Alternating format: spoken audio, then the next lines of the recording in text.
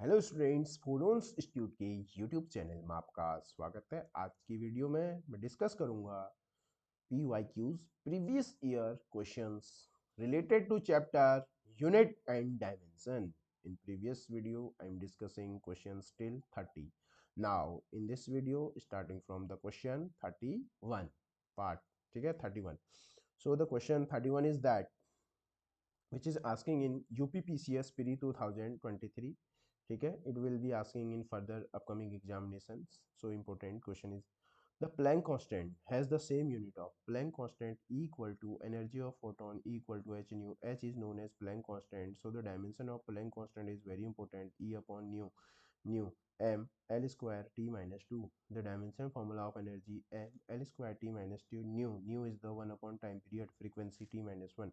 So the Planck constant, the dimension of Planck constant is m L square T minus 2 plus 1, that means minus 1. ठीक है, so this is the dimensional formula of Planck constant. So I am checking one by one. First option force का जो dimensional formula होता है M L T minus two into T, तो क्या आ जाएगा M L T minus one M-L-T-1. ठीक है, तो ये तो रॉन्ग है। फोर्स इंटू स्पीड, फोर्स का क्या होता है M L T minus two, speed का होता है एल टी माइनस वन, तो ये कितना आ जाएगा M L square T minus three. ठीक है, ये भी प्लैंक कांस्टेंट के इक्वल नहीं है। इसको चेक करते हैं, फोर्स कितना है M L T minus two into distance L, तो क्या हो जाएगा M L square T minus two, that is the energy, और हमको ये लेके आना है माइनस वन आना चाहिए, तो लास्ट ऑप्शन बचता है हमारे पास डी। इसको चेक करते हैं M L T minus two, M L T minus two into L into T. ठीक है, तो कितना आ जाएगा M L square T minus one, so the correct answer.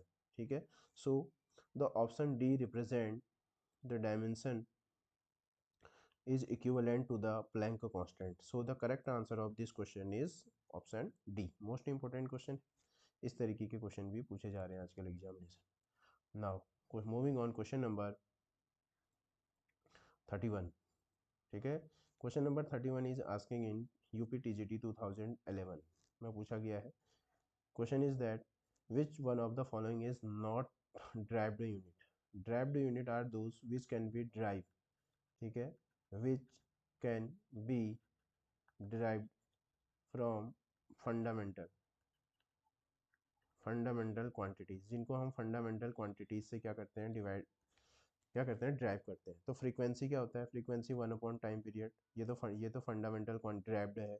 Planck constant क्या होता है E equal to H nu, ये भी ड्राइव्ड है। ग्रेविटेशनल क्या होता है F equal to G M one M two upon R square, ये भी क्या है ड्राइव्ड है। बट करंट, इलेक्ट्रिक करंट, ठीक है, electric current is fundamental quantity. ठीक है, fundamental quantity, electric current is fundamental quantities, that means these cannot be derived from another physical quantities। ठीक है, these cannot be depends upon another physical quantities are known as fundamental quantities। तो not पूछ रहा है, तो electric current is not a drive quantity, so the correct answer of this question is electric current. Clear now, क्योंकि इसमें जो I equal to क्या होता है Q बाई टी होता है, Q is not fundamental quantity. ठीक है ना, तो we have only seven fundamental quantity, we have only seven fundamental quantity: mass mass length time temperature, electric current, quantity of substance और luminous intensity। only seven we have only seven fundamental quantities। ठीक है, so current is one of them, current is fundamental quantity, not derived quantity। clear? Now moving on question number 33। 33 question is asking in various examination UPPSC Polytechnic Lecturer 2011 paper first, you फिर repeat हुआ है UPPGT 2005 के बाद 2010 में फिर से आया है, और UPPCS प्री 2006 में भी क्वेश्चन आया हुआ है। तो कितना इंपॉर्टेंट है, क्या मैं ऐसा कह दूं, क्या इसको UKLT 2024 कह दूं या लेक्चरर 2024 कह दें इसको, तो इसमें कोई गलती नहीं होगी। ठीक है, तो dimension formula, the dimensional formula of latent heat, तो latent heat Q equal to क्या होता है हमारे पास, लेटेंट हीट का formula Q equal to M L, जो हमको स्टेट चेंज करने के लिए जो एनर्जी देनी होती है, हीट एनर्जी रिलीज या ऑब्जर्व होती है, ठीक है, उसको हम लेटेंट हीट बोलते हैं। तो लेटेंट एल को यहाँ लेटेंट हीट बोलते हैं। एल इक्वल टू क्या होता है, Q by M, Q is the heat energy, तो M L square T minus two, heat is a form of energy upon mass, ठीक है, तो मास से मास गया, तो जो एल का जो लेटेंट हीट होगा ये L square T minus two M square L T minus two, M zero भी कह सकते हैं, M zero L square T minus two, M zero M zero M zero L square T minus two, ठीक है, which is present on option A. So the correct answer is, ये भी नहीं होगा, ये भी नहीं होगा, so the correct answer of this question is A, A is the correct answer of this question, ठीक है। Now moving on question number 34 which is asking in question UP TGT 2004 में पूछा गया क्वेश्चन है, dimension of velocity gradient is same. अब ये जो हमारे पास वेलोसिटी ग्रेडियंट होता है, ये वेलोसिटी किसी क्वांटिटी का टाइम के रिस्पेक्ट में चेंज होगा, हम वेलोसिटी ग्रेडियंट बोलते हैं। वेलोसिटी क्या होता है, L T minus one upon T, तो ये कितना हो जाएगा, एल टी माइनस टू हो जाएगा, और एल टी माइनस टू क्या होता है, एसेलरेशन होता है। एल टी माइनस टू क्या होता है, acceleration, velocity upon time, time period क्या होता है, one upon T, time period तो क्या होता है, time period is just,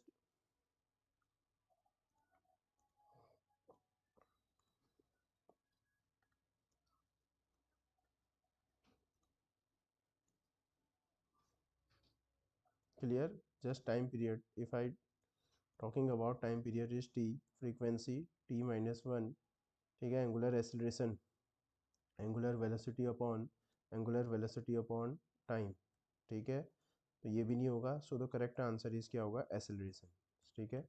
so the correct answer of question 34 is present in option D, clear. Now question number 35, question number 35 is asking in A I P M T 2006, 2006 में पूछा गया है AIPMT में, most important question है, lecturer में आ सकता है ये क्वेश्चन, ठीक है। Question is that the velocity of a particle at time T is given by, हमको वेलोसिटी गिवन है v equal to A T plus B upon T plus C, ये हमको कोई वेलोसिटी गिवन है, ए टी टाइम है, ठीक है, तो ए बी सी का हमसे क्या पूछ रहा है, डायमेंशन पूछ रहा है।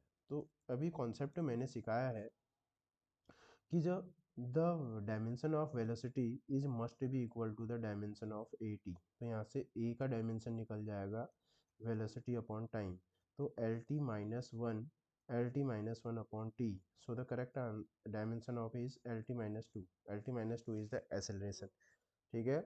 So the dimension of A is L T minus one, ठीक है। तो डायमेंशन ऑफ सी को हम पहले निकाल देते हैं, तो देखो टी प्लस सी, अभी एक कॉन्सेप्ट सिखाया था, all the physical quantity have same unit can be subtracted और एडेड, इसका मतलब टी में सी ऐड हो रहा है, टी में सी ऐड हो रहा है, टी में सी ऐड हो रहा है, टी में सी ऐड हो रहा है, इसका क्या मीनिंग है कि जो डायमेंशन ऑफ टी, कि the dimension of t is must be equal to the dimension of c, that means जो c का डायमेंशन होगा वही टाइम का होगा। ये कॉन्सेप्ट क्लियर हो तो क्वेश्चन बड़े स्मूथली बनते हैं। नाउ v इक्वल टू, अब हम इसको क्या करते हैं, b अपॉन टी कर देते हैं, b अपॉन टी, ठीक है। So the dimension of b equal to v into T, v कितना हो जाएगा, v is dimension of v is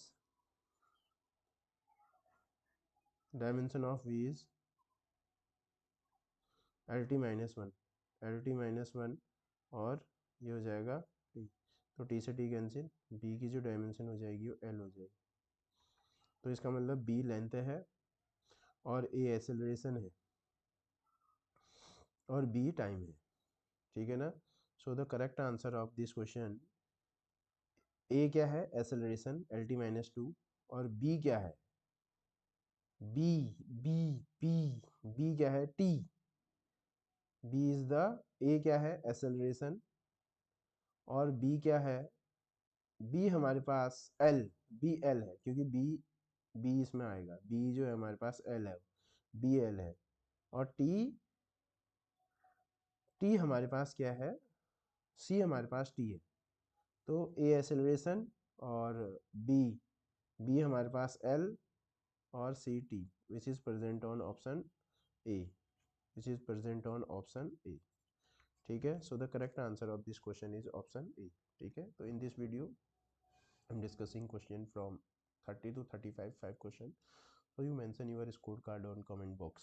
ठीक है, so these are further most important questions asking in various examination, so these are very most important question for upcoming lecture और सहायक अध्यापक DSSB, ठीक है, ATC question. so practice more and more such type of question। ठीक है, in this, सो इस video में इतना ही। Thank you.